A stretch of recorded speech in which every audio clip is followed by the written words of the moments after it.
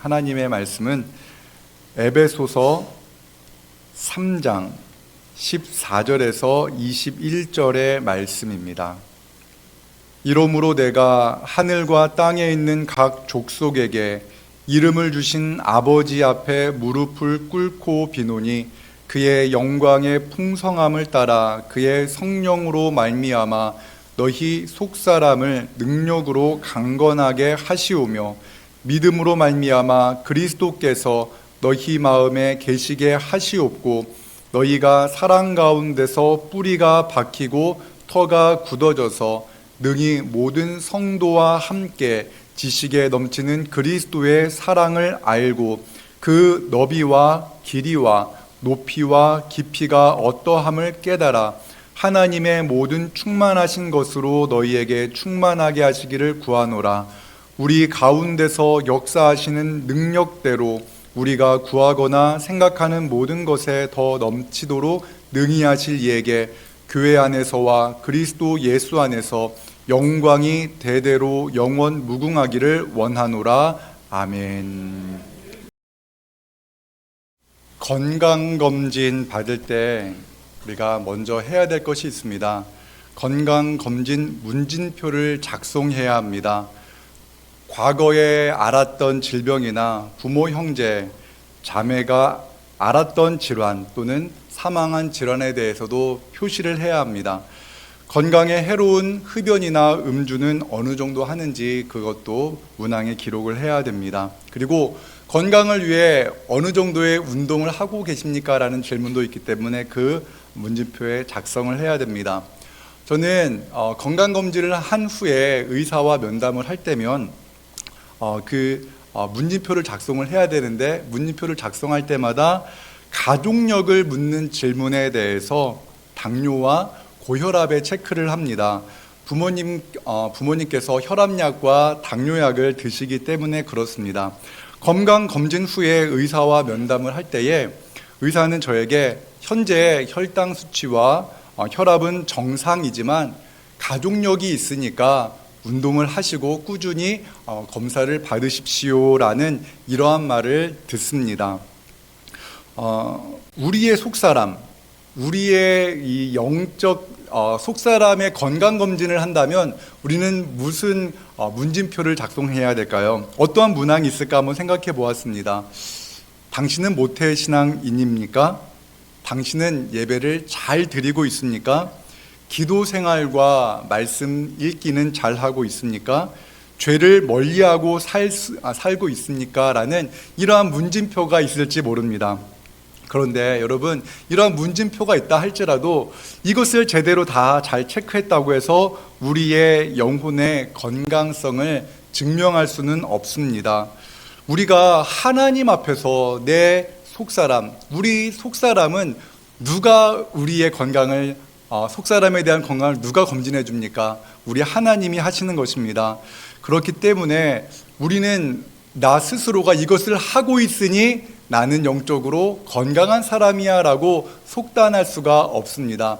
다만 우리가 하나 생각해야 될 것은 우리의 유전적인 영향에 대해서 생각해 보아야 합니다.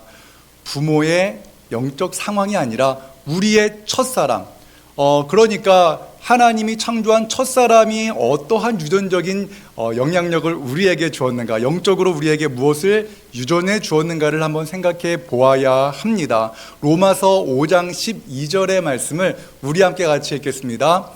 그러므로 한 사람으로 말미암아 죄가 세상에 들어오고 죄로 말미암아 사망이 들어왔나니 이와 같이 모든 사람이 죄를 지었으므로 사망이 모든 사람에게 이르렀느니라. 아멘. 우리는 죄의 영향력 아래 살고 있다라고 성경은 말씀합니다. 그러니까 첫사람이 죄를 지었기 때문에 우리는 여전히 죄의 영향력 아래 있다라는 말씀입니다. 우리는 죄로 인하여서 눈에 보이지 않는 하나님보다 눈에 보이는 세상의 것들을 추구하며 살아가는 것이 편한 사람입니다. 그리고 여전히 죄의 결과인 사망을 두려워하며 사망을 멀리하려고 우리는 생각합니다. 그렇게 우리는 여전히 죄의 영향력 아래 살고 있습니다. 그리고 잠시라도 우리가 무언가 잘 되면은 하나님을 잊어버립니다. 그리고 무언가 잘못되어지면은 낙심하고 슬퍼하고 괴로워하는 것이 우리의 모습입니다. 우리는 여전히 옛사람, 그러니까 죄로 인해서 멸망할 수밖에 없는 그 옛사람의 모습으로 돌아가려고 하는 모습이 우리 안에 있습니다. 그런데 우리의 이러한 연약함이 있다 할지라도 우리가 기억해야 될 아주 중요한 사실이 있습니다. 그것은 바로 우리 모두가 예수 그리스도로 말미암아 구원받았다라는 사실입니다. 예수 그리스도께서 우리를 위해 십자가에 달려 죽으심으로 우리는 구원받았습니다. 에베소서 2장 8절의 말씀을 함께 읽겠습니다. 너희는 그 은혜에 의하여 믿음으로 말미암아 구원을 받았으니 이것은 너희에게서 난 것이 아니요 하나님의 선물이라. 아멘. 우리가 영적으로 건강한가 건강하지 않은가를 측정할 수 있는 첫 번째 것이 이것입니다. 질문이 이것입니다. 여러분은 그 하나님의 크신 은혜로 말미암아 구원받았다는 것을 감사하며 살고 계십니까? 그것이 바로 우리의 영적 건강을 측정하는 질문이라고 말씀드릴 수가 있습니다. 하나님의 크고 놀라운 은혜로 말미암아 우리는 구원받았습니다. 우리의 옛사람은 예수 그리스도의 피로 말미암아 다 구원받고 다 죄에서 우리는 자유함을 얻게 된 것입니다. 사랑하는 여러분, 여러분 혹시 지금도 세상의 것들을 자랑하며 살고 있지는 않습니까? 세상에서 내가 무언가를 가지고 있으면 내가 잘났어 라는 마음으로 교만해지고, 또 우리가 세상에서 가지지 못한 것들로 인해서 낙심해서 나는 참 못난 사람이야 라며 절망하고 있습니까? 그렇다면은 그것은 아직까지 나의 영혼이 건강하지 못하다는 것을 여러분 생각해야 됩니다. 우리는 이 말씀을 기억해야 됩니다. 우리는 하나님의 크신 은혜로 구원받았는 줄 믿습니다. 이 구원의 기쁨 가운데서 살아가는 우리 모두가 되기를 원합니다. 그리고 우리는 자랑할 것이 없습니다. 내가 비록 건강하다 할지라도, 내가 조금 재물이 많다 할지라도 자랑할 것이 없습니다. 우리는 그 모든 것을 하나님의 은혜의 선물로 받은 것이기 때문에 그렇습니다. 사도 바울은 이 구원을 에베소 교회 성도들에게 선포했습니다. 우리는 하나님의 은혜로 구원받은 것이고 그것은 하나님의 선물입니다라고 말합니다. 그리고 사도 바울은 구원받은 에베소 성도들을 위해서 기도하고 있습니다. 에베소서 3장 14절과 15절의 말씀을 공동번역 성경으로 함께 같이 읽겠습니다. 하늘과 땅에 있는 모든 가족에게 이름을 주신 하나님 아버지 앞에 무릎을 꿇고 기도를 드립니다. 아멘. 사도 바울은 지금 모든 사람들에게 이름을 주신 하나님 아버지께 무릎을 꿇고 기도한다라고 말을 합니다.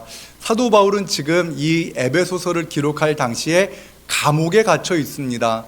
감옥에 갇혀 있음에도 불구하고 그는 하나님 아버지께 무릎을 꿇고 기도합니다. 그런데 그 감옥에 하나님이 함께 하심을 그는 믿고 있는 겁니다. 우리 하나님은 우리의 모든 삶의 자리에 함께 계시는 분이신 줄로 믿습니다.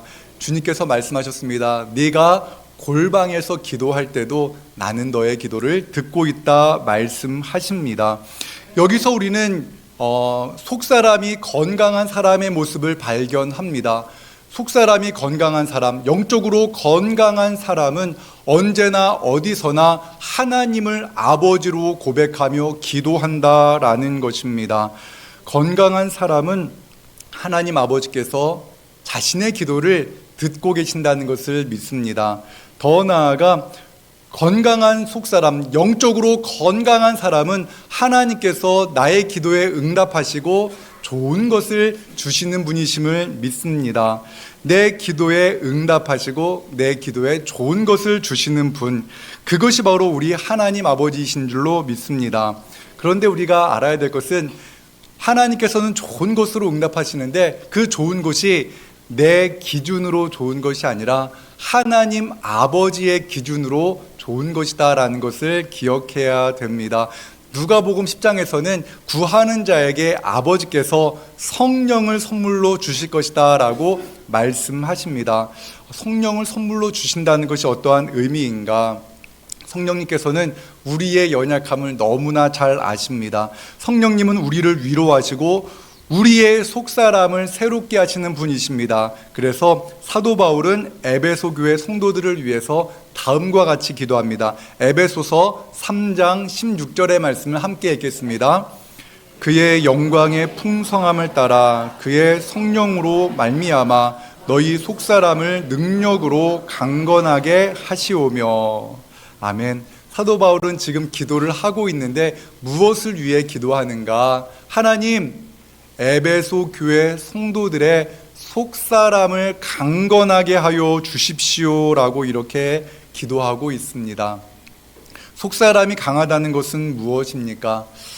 그 속사람이 강하다는 것을 알기 위해 겉사람은 강하고 속사람이 약한 사람의 모습을 한번 살펴보아야 합니다.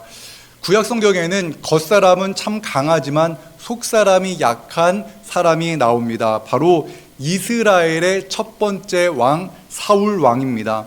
사울 왕은 준수한 사람이었습니다. 키가 크고 이스라엘에서 가장 멋진 외모를 가지고 있었던 사람이었습니다. 그의 성품도 참 좋았습니다. 그래서 그가 이스라엘의 첫 번째 왕이 되었습니다. 그는 처음에 하나님을 의지하며 살았습니다. 하나님의 말씀에 순종했고 성령님과 동행했습니다. 그런데 어느 순간인가부터 그는 하나님을 의지하지 않고 사람들을 의지하기 시작합니다. 그리고 하나님의 명령을 순종하지 못하기 시작했습니다. 그로 인해서 어떠한 일이 벌어졌는가? 여러 가지 일이 벌어졌는데 성경은 이렇게 말씀합니다. 여호와의 영이 성령님께서 사울을 떠났다라고 이렇게 말씀을 합니다. 그 이후에 사울에게 일어난 여러 가지 변화가 있는데 그 중에 대표적인 일이 무엇이냐면은 바로 사람과 자신을 비교하는 겁니다. 누군가와 자신을 끊임없이 비교하는 모습으로 전락합니다. 이스라엘을 위협하는 가장 큰 적이 있었습니다. 사울 왕이 통치할 때 블레셋이라는 나라는 이스라엘의 골칫거리였습니다. 그런데 어느 날 블레셋 군대가 이스라엘을 공격했습니다. 그런데 그 블레셋을 이끄는 장수가 있었는데 바로 골리앗이었습니다. 너무나 덩치가 컸습니다. 너무나 무서운 사람이었습니다. 그런데 그를 누가 무찌르는가? 다윗이, 소년 다윗이 그를 무찔렀습니다. 여러분 한번 생각해 보십시오. 어린 다윗이 블레셋의 장군을 무찔렀으면은 그냥 축하해 주면 됩니다. 야, 대단하다. 참 잘했습니다. 축하합니다. 감사합니다라고 말을 하면 되는데 사울은 그렇게 못했습니다. 사람들이 다윗을 칭찬하는 이야기를 들었을 때 그의 마음에 불안이 싹 트기 시작합니다. 사람들은 말했습니다. 다윗은 만만의 적을 죽였다. 사울은 천천의 사람을 죽였다. 비교가 되는 겁니다. 그때부터 사울은 힘들어집니다. 그래서 다윗을 죽여야지 내가 평안할 수 있다라는 마음에 사로잡혀서 다윗을 죽이고자 그의 남은 일생을 이렇게 천천히 망가지면서 살아가게 되는 모습을 보게 됩니다. 겉사람은 강해 보이지만 속사람이 약한 사람은 끊임없이 자신과 타인을 비교합니다. 내가 우월하면 교만해지고 내가 열등하면 불안해지며 질투하는 모습으로 변화됩니다. 이것이 바로 속사람이 약하고 겉사람이 강한 그러한 사람의 모습입니다. 왜 그럴까요? 하나님의 시선을 잃어버렸기 때문에 그렇습니다. 하나님의 시선을 잃어버리면 끊임없이 다른 사람이 나를 어떻게 생각할까라는 것만을 생각하기 때문에 그렇습니다. 여기 또 다른 한 사람이 있습니다. 바로 10년 전 우리나라 텔레비전에도 출연한 적이 있었던 닉 부이치치라는 사람입니다. 여러분, 이 사람 여러분 기억하십니까? 힐링 캠프에 나왔던 닉 부이치치입니다. 그는 태어날 때부터 팔과 다리가 없습니다. 그리고 작은 왼발 하나만 있을 뿐입니다. 그는 여러 번 자살 시도도 했다라고 합니다. 여러 차례. 나는 왜 이렇지?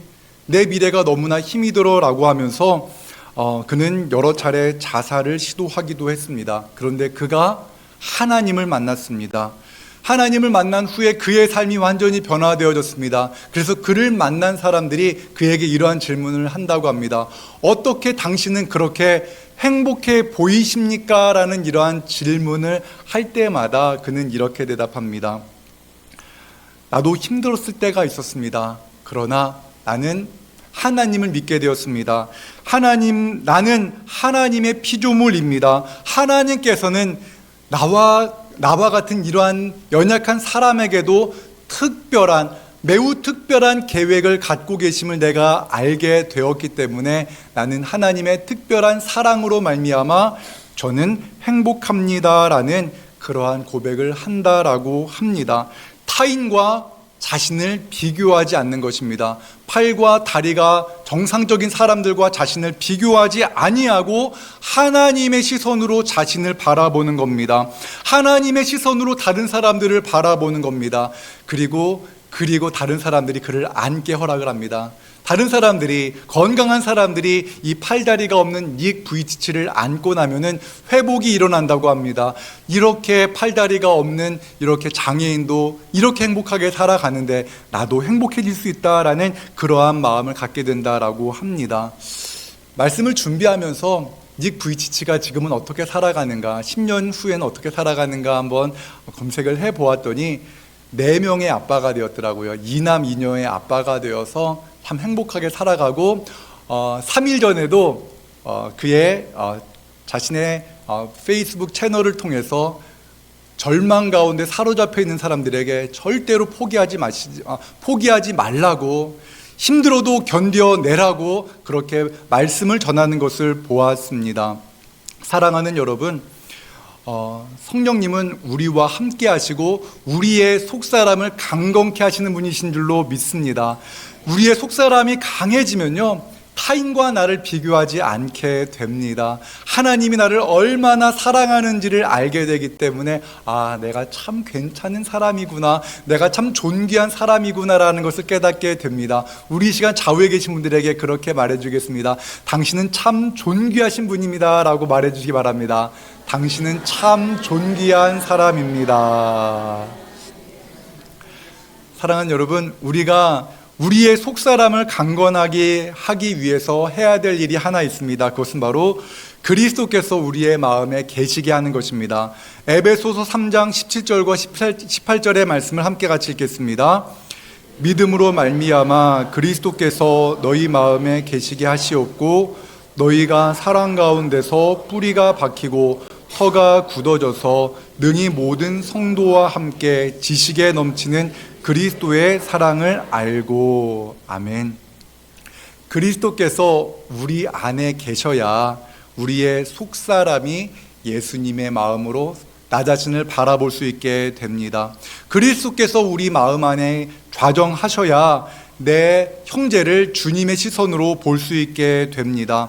우리가 예수님을 모시기 위해서 해야 될 일이 있습니다. 바로 주님의 음성을 듣고 주님께 나의 마음의 문을 열어드리는 것입니다. 요한계시록 3장 20절의 말씀 함께 읽겠습니다. 볼지어다 내가 문 밖에 서서 두드리노니 누구든지 내 음성을 듣고 문을 열면 내가 그에게로 들어가 그와 더불어 먹고 그는 나와 더불어 먹으리라. 아멘. 주님께서 우리의 마음의 문을 두드리십니다. 사랑하는 아들아, 내가 너와 함께하기 원한다. 문을 열라.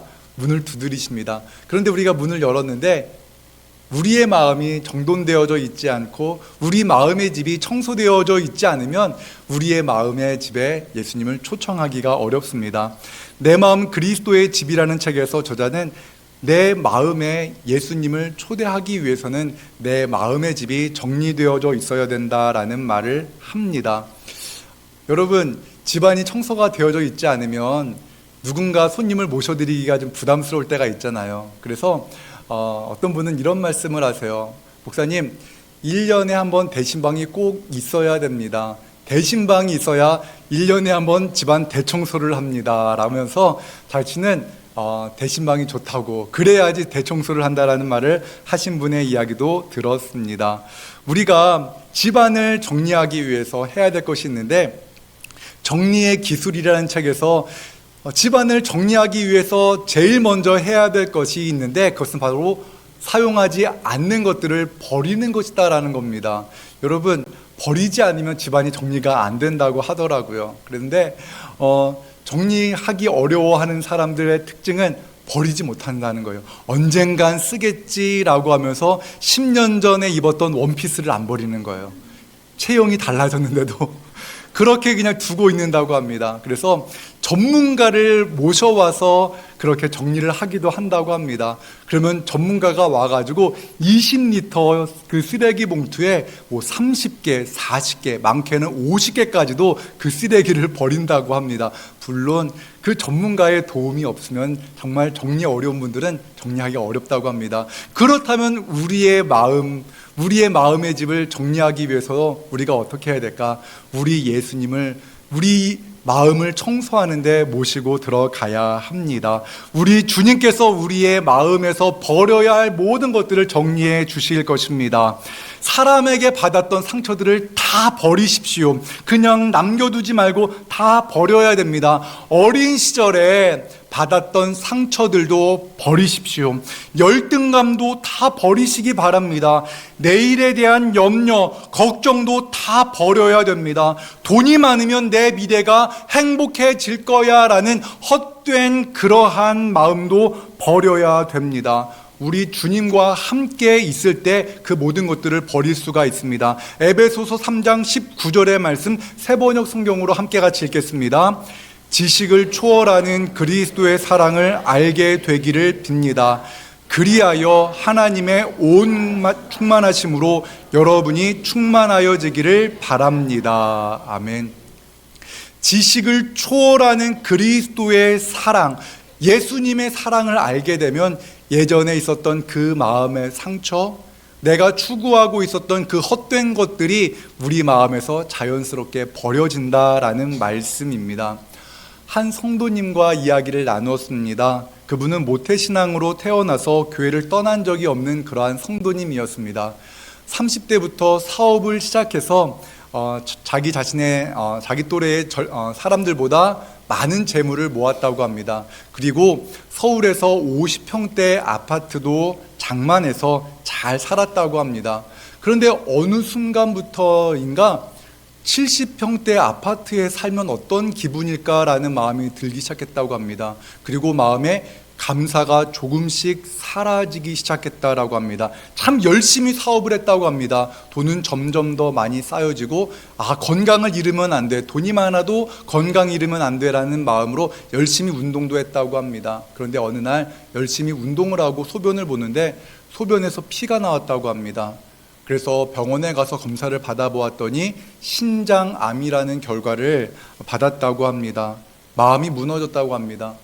그래서 이분이 한 첫 번째 일은 기도원에 들어가서 하나님, 나를 살려주십시오. 이 병에서 나를 구원해 주십시오라고 간절히 매달리기 시작했다고 합니다. 그런데 하나님, 나를 살려주십시오라는 기도는 회개의 기도로 바뀌었다고 합니다. 하나님의 사랑보다, 하나님께서 베풀어 주신 은혜보다 물질을 더 사랑했던 자신의 모습을 회개하기 시작했다고 합니다. 그리고 자기 자신이 재물이 많다는 이유로 교만했던 자신의 과거의 모습을 회개했다고 합니다. 그리고 사람들을 정죄했던 여러 가지 모습들을 회개했다고 합니다. 그리고 비로소 하나님의 크신 사랑이 세상에서 가장 소중한 것임을 기억했다고 합니다. 그래서 그분이 하나님의 놀라운 은혜로 생명을 연장받아서 지금도 건강하게 살고 계신데, 그분이 하루에도 몇 차례 감사한다고 합니다. 언제 감사할까요? 소변 볼 때마다 하나님 감사합니다. 그리고 정말 너무나 하나님의 은혜에 감사하며 살고 있다라는 말을 하신 것을 들었습니다.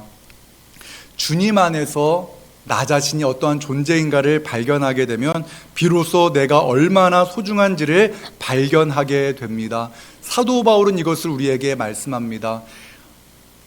하나님의 크고 놀라운 은혜, 모든 지식보다 충만한 그 예수 그리스도의 그 은혜로 말미암아 여러분들이 성장하기를 원합니다. 여러분의 속사람이 강건해지기를 원합니다라는 이 기도로 사도 바울은 에베소 교회 성도들을 위해서 기도하고 있습니다.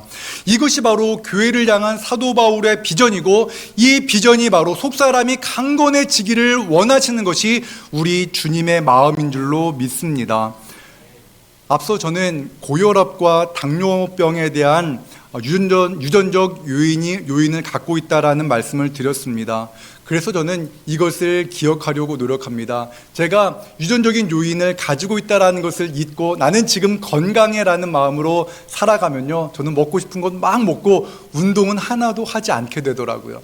그래서 건강검진을 받을 때마다 그래, 나는 다시금 이런 유전적 요인이 있으니 운동하고 먹는 것을 조절해야지라는 마음으로 다시 나의 건강을 생각하는 것처럼 우리의 영적인 건강을 우리는 날마다 생각해야 됩니다. 우리는 구원 받았습니다. 그러나 우리가 주님의 뜻대로 살기 위해서 우리가 기억해야 될 것이 무엇입니까? 우리는 너무나 쉽게 교만해지기 쉬운 존재라는 것을 기억해야 됩니다. 우리는 너무나 쉽게 다른 사람들과 나를 비교해서 때로는 내가 우월하다라는 교만에 빠지고 나는 열등해라는 마음으로 쉽게 낙심하는 우리의 모습이 있다라는 것을 기억하시기 바랍니다.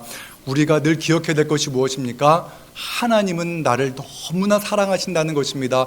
우리 예수 그리스도께서 나를 너무나 존귀하게 여기신다는 이것을 우리는 기억해야 됩니다. 하나님의 그 크고 놀라운 은혜로 말미암아 우리 안에서 예수 그리스도께서 나와 함께 계심을 늘 기억하면서 감사하는 마음으로 나 자신을 바라보며 내 형제와 자매를 바라보는 우리 모두가 되기를 원합니다.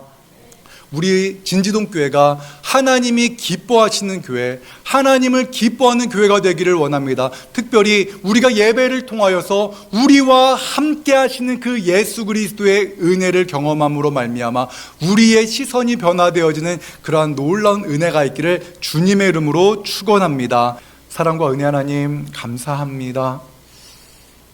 우리가 여전히 죄악 가운데 거하며 살고 있는 연약한 존재라는 것을 잊지 않게 하여 주시옵소서. 나의 생각, 나의 마음 주님 앞에 온전히 내려놓게 하여 주시옵소서. 우리를 위하여 십자가에 달려 죽으신 예수 그리스도의 그 크신 사랑 안에서 나 자신을 바라보게 하시고 내 가족들을 바라보게 하시고 내 옆에 있는 성도들을 바라보게 하여 주시옵소서. 우리의 예배를 기쁘게 받아주시는 주님, 예배를 통하여 우리의 삶이 그렇게 회복되어지기를 원합니다. 우리 진지동 교회가 하나님이 기뻐하시는 교회가 되게 하시고 모든 성도들이 하나님을 기뻐하는 그러한 교회가 되게 하여 주시옵소서. 예수 그리스도 이름으로 기도하옵나이다. 아멘.